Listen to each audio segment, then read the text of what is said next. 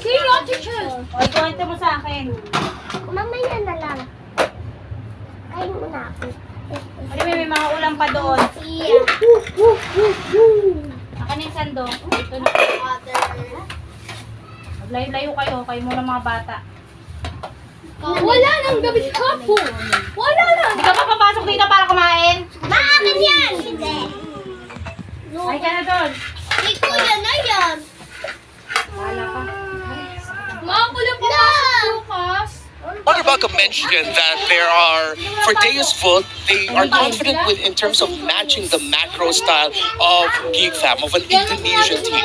All right, if that's what they believe, and we saw glimpses of it in their previous matchup earlier in this group, I can see that. But I feel like for Geek Fam and Deus Vult, these are two teams who have that identity. If you look back in the past of those surprise pickups, a surprise pickup in the roam, a surprise pickup in the mid lane, if they want to take the victory here, they're gonna need to be brave in terms of picking up heroes that we don't expect. Seems like I'm in a big sandwich here.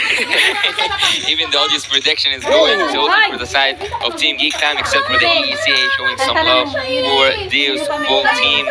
But here's one more thing. I want to ask you, especially Mirko. Team Geek Fam lost completely against Homeboys, and the second game it was a dominant game. Do you think that this game affected them mentally?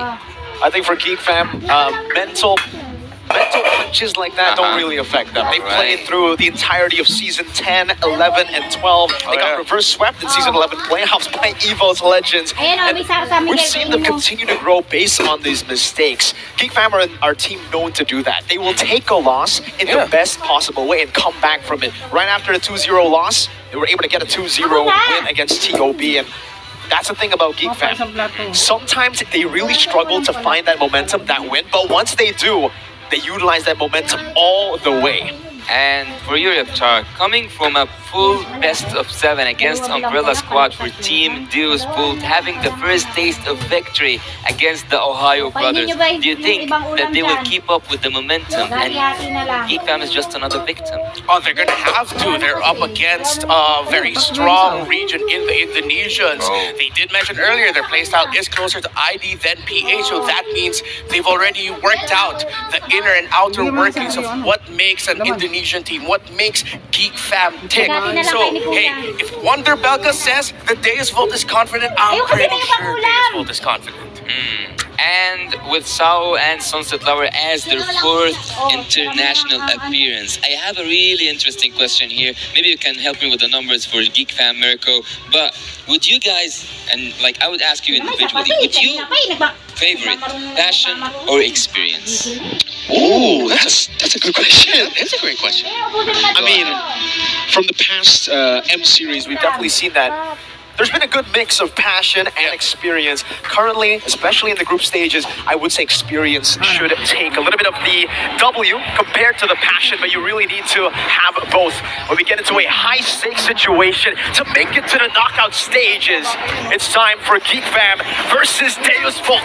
Game number 1 as we enter the drafts.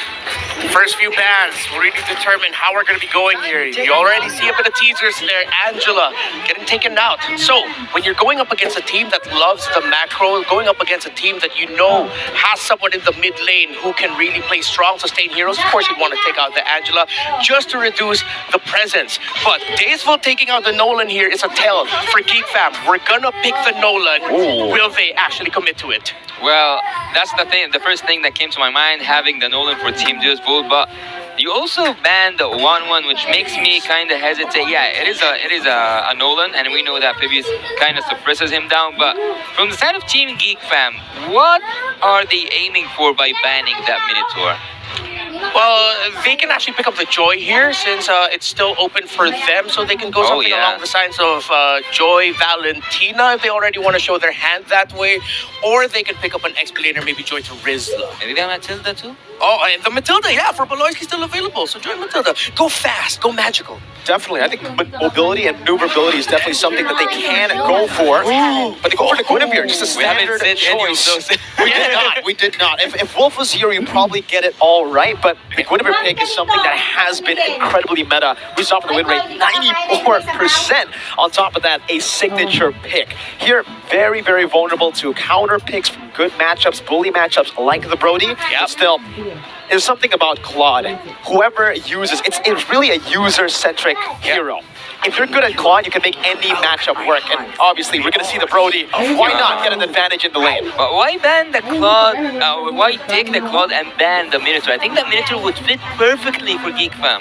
Well, it's because they know that if going into the second banning, picking, into the picking, Uh-huh. They're going to pick up the Guinevere and the Claude. So they're just going to be taking away from safety. They know that in some cases, yes, you can pair it up with the Claude, but